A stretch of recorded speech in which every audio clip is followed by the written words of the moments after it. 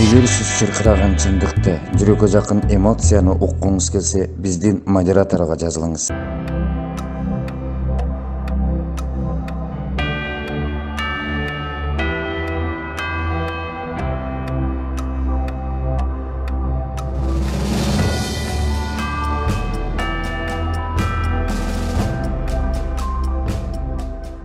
Сизге акыркы суроону бергим келип атат да, мына бүгүнкү күндө азыр мынакей ушул Дзержинский парк менен басканда деле эстеликтерди көрөсүң. Башкача айтканда, тарыхта, ошол биздин турмушубузда тарыхый адамдарды көрөсүң да. А бүгүнкү күндө мен муну сизге берип атканымдын себеби сиздердин үй бүлөңүздөрдө мамлекет деген бар. Себеп дегенде атаңыз мамлекет башчысы болгон. Өзүңүз депутат болгонсуз. То есть сиздердин үй бүлөңүздөрдө мамлекеттик структураны тапса болот да. Ошон үчүн ушул суроону берип атам да сизге. Бүгүнкү күндө биз тарыхый адамдар таппай атабыз.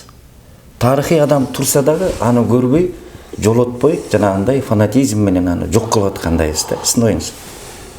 Чүй Абсамат Масаличти, Турдакул Мусабаличти адамдар деле калбады. Кандай деп айтсак, 1990 жылы Аскар Акаевди шайлап атканда Коммунисттик партиянын активдүү мүчөлөрү Абсамат Масаличти биринчи секретарды өзүнүн президенттикке колдобой коюшкан, демократ боло калыпчы. Ошондон башталып туруп булар сатылып жүрө берген да. Анан барып караган сайын мен жолукканда айтат, сен атаң менен аябай кызматташкан, үзөңүлөш болгонбуз. Биринчи саясий саткындар ошолор болгон да.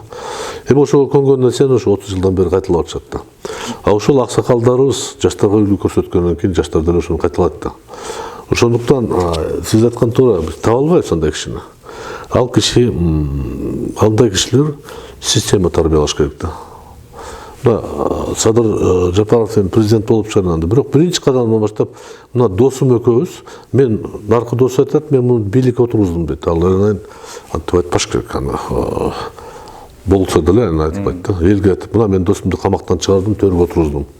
Сени колдоп бердиң, рахмат. Экинчиси болсо, бул жигит аябай татыктуу ГКНБ башкарып койду. Башка нерсе ушундай кызматка коюу достук менен болгон өтө начар нерсе да. Өздөрү түшүнбөй атат бул жигиттерчи. Мен досум болбош керек, досум үйдө дос болуш керек да. Жамандыкта жакшылыкта менин жаным жүрүш керек да. Кызымды турмушка бергенде, жекелин алганда досум ушу менин жанымда жүрүш керек да. Мамлекеттик кызматта эч качан достук болбош керек да. Мамлекеттик кызматта дайындаган киши эч кандай көз каранды болбош керек да. Аны түшүнбөй атат биздин жигиттерибиз. Эми тез убакыт өтөт, анан бир аздан кийин талаш башталат ортосунда. Экөө тең болуп атат да. Бирөөсү бийик отурганда, кудулдар көрсөткөн интермедия окшоп, эсиңерде барбы, эски бир интермедия чыгып атпайбы? Жамбыл менен Абдулда жана Рахман. Кимге аким болосуңар деп. Анан бирөөнү сен аким болом десе, баш көтөрүлүп калат. Кийин ушинтип үчөө тең аким болгон да.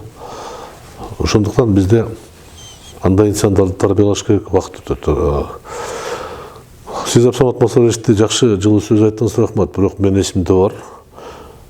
Ошол кишини кийинчерээк кызматтан кеткенден кийин депутаттык күрөшкө барганда деле Акаевдин адамдары эл бузарлар кеткиле деп кубалаган күндөр деле болгон. Азыр мен ошол жерге барсам, ал жерде аксакалдар айтат, мына атаңды өтө сыйлачубуз. Мен айтам, менин эсимде бар дедим. Аксакал башын карабастан кет эл бузар деп айтпадыңар эле. Анан ошол эл бузарлар ким экен жыйынтыгында? Эми табигат ушундай экенде, көз өтүп кеткенден кийин биз асманга чыгара баштайбыз. Тирүү кезинде баалабайбыз. Бул жалпы адамдын мүнөзү ушундай болуш керек, айрыкча кыргыздарда ушундай да.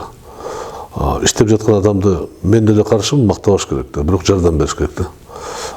Эгерде биз азыр жанагындай бири-бирибизди саткын, жер сатар, бирдеме деп жаман сөз менен айтсак, анда бул ынтымак алып барбайт да. Андай кишилер азыр күтпөйбүз. Андай болбойт. Жакынкы бир 20-50 жылда чыкпайт андай адамдарчы.